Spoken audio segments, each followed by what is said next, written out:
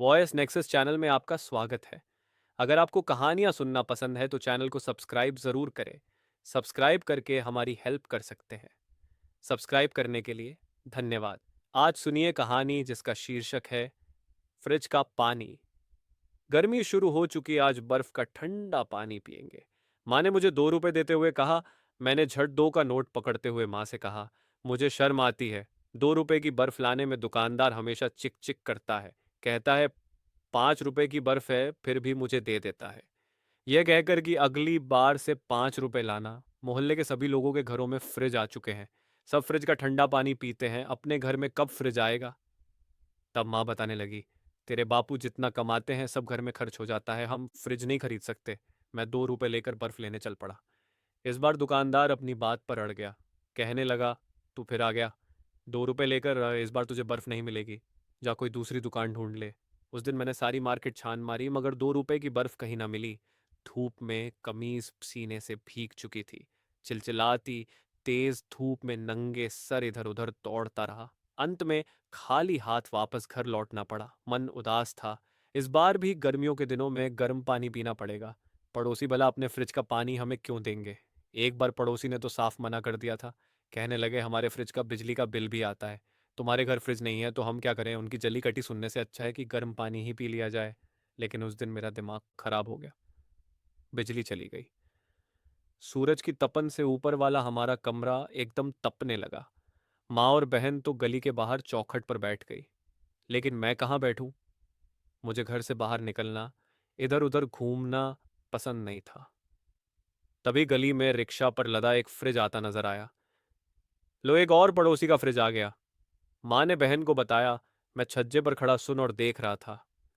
अचानक मेरे कदम सीढ़ियों से नीचे उतरे। चौखट पर बैठी अम्मा और बहन के बीच से निकलकर मैं बाहर की तरफ चल पड़ा। माँ ने एक बार टोका भी, नेकराम इतनी भरी दोपहरी में कहाँ जा रहा है? मगर मैंने कोई जवाब न दिया। बस इतना कहा, अभी आता हूं। मोहल्ले की एक बड़ी सी फ्रिज की दुकान पर पहुंचा। वहां बहुत सारे छोटे बड़े फ्रिज रखे हुए थे। उन फ्रिजों को देख मन बड़ा खुश हो गया। काफी देर तक उन फ्रिजों को देखता रहा। तभी दुकान के अंदर बैठे एक मोटे आदमी ने घूरते हुए अपने नौकर से कहा, जरा देख, दुकान के बाहर कौन लड़का खड़ा है? कहीं चोर ना हो। हमारा सामान दुकान के बाहर तक फैला हुआ है। वह नौकर गले में गमछा डाले मेरी ओर बढ़ा। क्या चाहिए?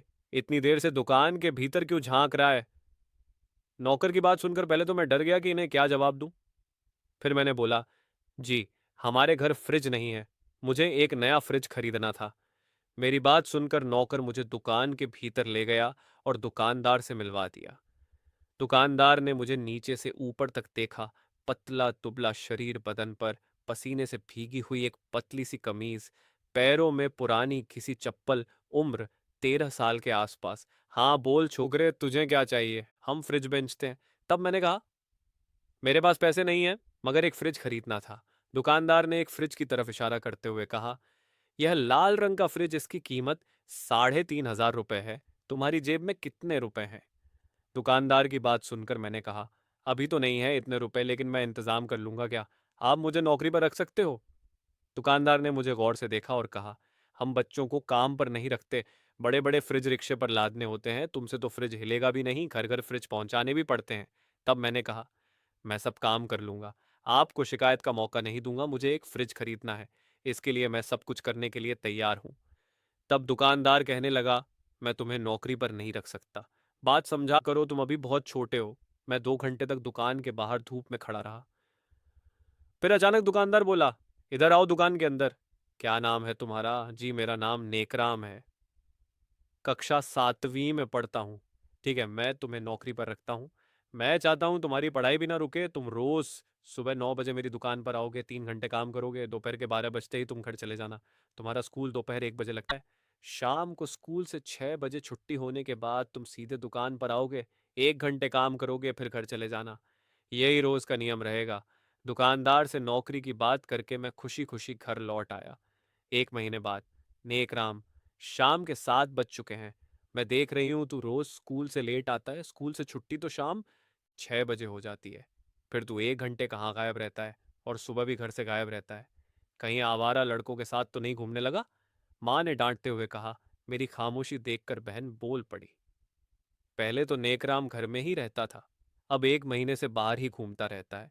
बड़े भाई ने भी मौका ना छोड़ा। अब नेकराम को कमरे में कैद करके रखना पड़ेगा, तभी नेकराम सुधरेगा। अगले दिन सुबह आंख खुली तो घड़ी में 8 बज चुके थे। कमरे में मैं अकेला था। दरवाजा बाहर से बंद था।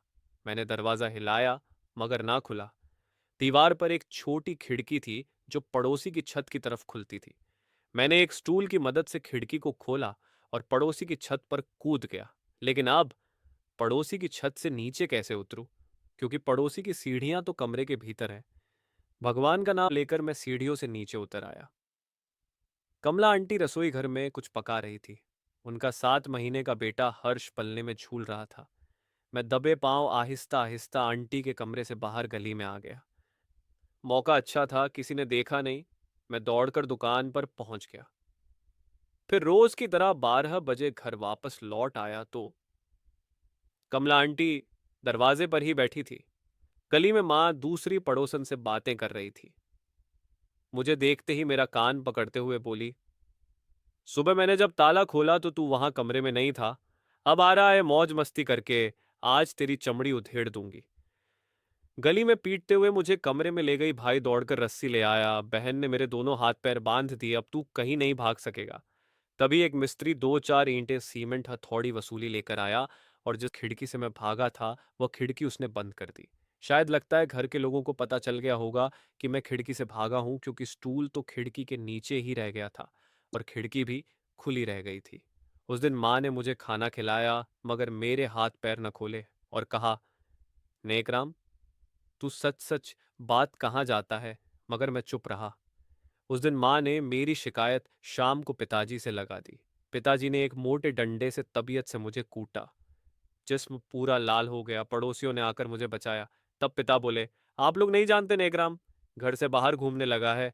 आज इसकी दोनों टांगे तोड़ दूंगा ताकि यह भाग न सके।